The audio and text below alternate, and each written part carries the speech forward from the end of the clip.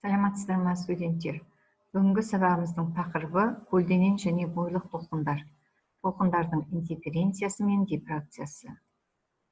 Сабағымыздың мақсаты студенттерге көлденең және бойлық толқындар, толқындардың интерференциясы мен дифракциясы тақырыбы бойынша негізгі түсініктерді беру. Оларды зерттеу әдістері туралы мағлұматтармен таныстыру. Сабағымыздың жоспары: жарық дифракциясы, Евгенс Пренель принципі, жарық дифракциясының түрлері және жарықтың интерференциясы. Жарық дифракциясы жарық толқындарының мөлшері сол толқынның ұзындығы мен қарайлас тосқауылды ортаны орап өту құбылысын айтамыз. Жарық дифракциясы болу үшін оның үстіне жарық түскен дененің айқын шекарасы болуы да керек.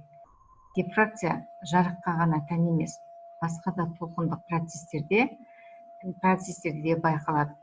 Мысалы, механикалық толқындардың жолында кездескен тосқауылдарды орап өту тағы басқа.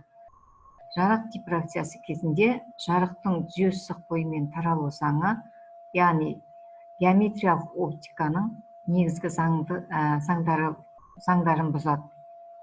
Жарық толқындарының ұзындығы өте аз болғандықтан, қалыпты жағдайда жарық дифракциясы байқалмайды. Жарық дифракциясы жарықтың толқындық қасиетін дәлелдейтін негізгі құбылыстардың бірі болып саналады. Бұл құбылысты 17 ғасырда итальяндық физик және астроном Гримальди ашқан болатын. Оны француз физигі Пренель түсіндірді. Пренель жарық дифракциясын екінші реттік толқындардың интерференциялау нәтижесі деп тұжырымдады. Жарық дифракциясының жылулық теориясы Евгенс Пренель принциптеріне негізделген.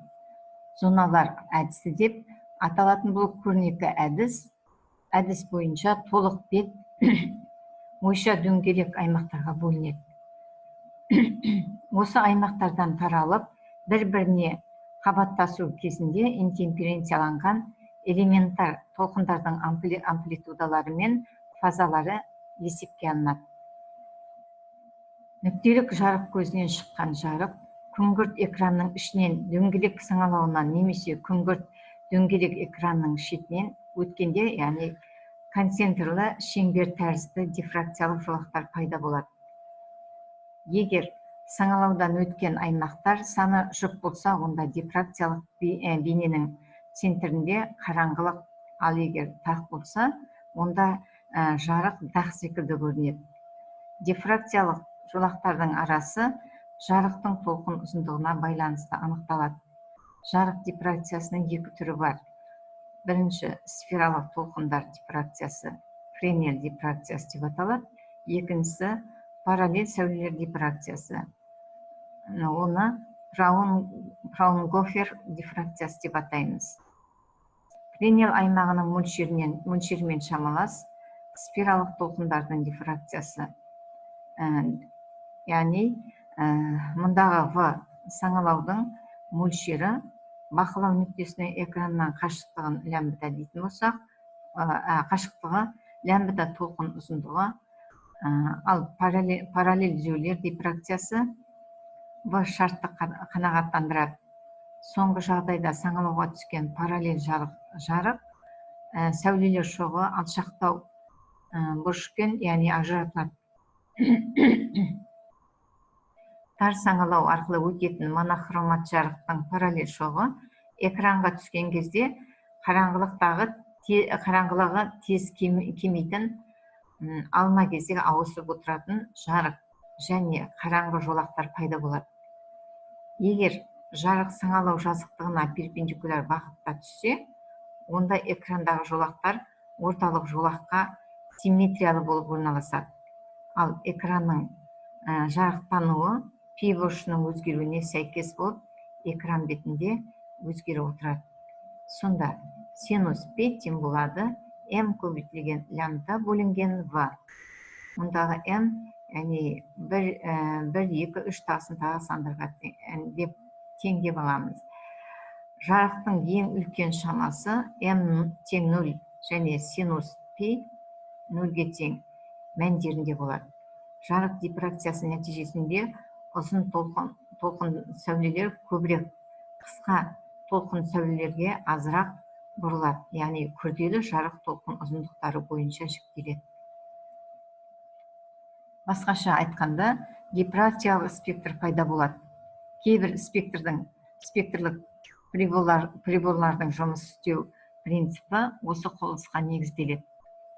Ал жарық дифракциясының көмегімен оптикалық прибордың ажыратқыштық шамасы, сондай-ақ лазер сәулелерінің жинақтылығы анықталады. Жарықтың интерференциясы. Фазалар ығысуы тұрақты және жиіліктері бірдей толқындардың қосылуы жарық толқындарының өзара әрекеттесуіндегі көңіл аударатын жағдай. Бұл кеңістіктің кейбір нүктелерінде толқындардың қабаттасуынан бір-бірін күшейтетін, ал басқа бір нүктелерде керісінше бір-бірін әлсірететін интерференция құбылысы байқалады. Экранда күңгірт және ашық жолақтар кездесіп отырады. Бұл интерференция құбылысы. Жарықтың интерференциясы механикалық толқындардың интерференциясы сияқты өтеді. Жарықтың минимум және максимум шарттары оны 4-10 және 4-11 формулалармен анықталады. Сонымен қатар жарық толқындарының интерференциясының кейбір ерекшеліктері бар. Егер екі жарық көзінен бірдей жиілікті синусоидалық жарық толқындары шығарылса, онда олар кездескен жерде интерференция көрінісі пайда болады. Бірақ осы көріністі бір-біріне қатысы жоқ бірдей жарық шығаратын екі жарық көзінен шық немесе толқындар арқылы алу мүмкін емес. Жарық толқындарының интерференция құбылысы жоқ дегенде қорытындыға келгендей боламыз. Интерференция құбылысын 1675 жылы Ньютон, одан кейін Юнг және Бреннер байқаған болатын. Мұны қалай түсіндіруге болады? Соған көңіл бөлейік. Шын мәнінде мәселе толқындық сөгуінде екен, яғни дененің әртүрлі атомдары бір-біріне байланыссыз жарық шығарады. Сондықтан олардың жиіліктерінің бірдей болуына қарамастан, әр цугундтың фазасы әртүрлі болады. Ал бұл жарық фазасы ретсіз өзгеретін электромагниттік толқын екенін көрсетеді. Сонда екі толқындардың бір-біріне қосқанда пайда болатын қорытқы толқынның, яғни берілген нүктедегі амплитудасы да кездейсоқ түрде 1 секундта миллион есе өзгеріп отырады. Жарық түскен бет біздің көзімізге біркелкі жарық түскен беттей болып көрінеді. Сондықтан жарық толқындарының интерференциясы тек ковалентті толқындар қабаттасқанда ғана пайда болады. Қос сәулені интерференция және оны іске асыру әдісі. Ковалентті толқындарды интерферомерлердің көмегімен алады. Ең қарапайым түрі бір жарықты екіге жіктеу. Юнг әдісі. Ағылшын физигі Томас Юнг жарық толқындарының кеңістікте көрінетінін алды. Яғни ол S жарық көзінің алдына кішкентай саңылауы бар S1 тосқауылды орналастырды. Жарық толқындары сол саңылаудан өтіп, бірдей фазамен бір уақытта екі кішкене S2 және S3 саңылауға жетеді. Бұл саңылаулар бір-біріне жақын және жарық көзіне қасты симметриялы орналастырылған.